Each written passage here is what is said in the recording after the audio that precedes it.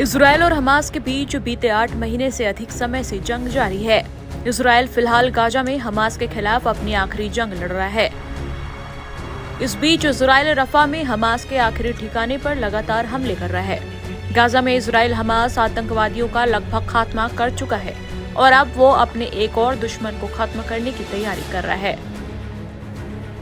Hamas के बाद Israel ने अपना नया टारगेट सेट कर लिया है। इजरायली सेना अब लेबनान में ईरान समर्थित हिजबुल्लाह के खात्मे की तैयारी कर रही है।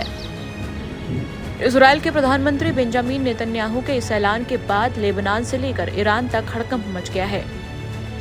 बेंजामिन नेतन्याहू ने रविवार को कहा कि गाजा में हमास के खिलाफ लड़ाई का मौजूदा चरण अब खत्म हो रहा है, लेकिन इजरायली पीएम ने साफ किया है कि ये जंग अभी भी जारी रहेगी। इजरायल अब लेबनान के आतंकी संगठन हिजबुल्लाह का मुकाबला करने के लिए और सैनिकों को अपनी उत्तरी सीमा की ओर भेजने की तैयारी कर रहा है।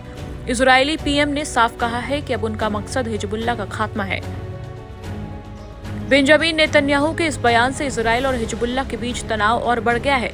इजरायल और हिजबुल्लाह जंग के बेहद करीब पहुंचते दिख रहे हैं। नेतन्याहू ने भी ये संकेत दिए हैं कि गाजा में जारी भीषण लड़ाई का कोई अंत नहीं दिख रहा है। हालांकि नेतन्याहू ने कहा है कि इजरायली सेना गाजा के दक्षिणी शहर रफा में अपने मौजूदा ऑपरेशन को पूरा करने के करीब है, लेकिन इसका ये मतलब नहीं है कि हमास के खिलाफ युद्ध खत्म हो गया है। लेकिन उन्होंने कहा कि गाजा में कम सैनिकों की जरूरत होगी, जिससे उन्हें हिजबुल्लाह के खिलाफ लड़ने का मौका मिलेगा।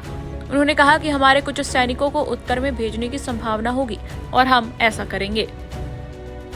गौरतलब है कि हाल के दिनों में लेबनान से लगी उत्तरी सीमा पर हिजबुल्लाह के साथ इजरायल का संघर्ष और तेज हो गया है। इसी सप्ताह आईडीएफ के वरिष्ठ कमांडरों की मीटिंग में हिजबुल्लाह के खिलाफ अभियान को मंजूरी दी गई, जिसमें हिजबुल्लाह को इजरायल की सीमा से लगे क्षेत्र से बाहर करने की योजना है, जिससे उसके हमले को रोका जा सके। ईरान समर्थित आतंकी संगठन हिजबुल्लाह ने हमास के 7 अक्टूबर 2023 को किए हमले के बाद इजरायल पर हमला करना शुरू किया। तब से इजरायल और हिजबुल्लाह के बीच जंग जारी है।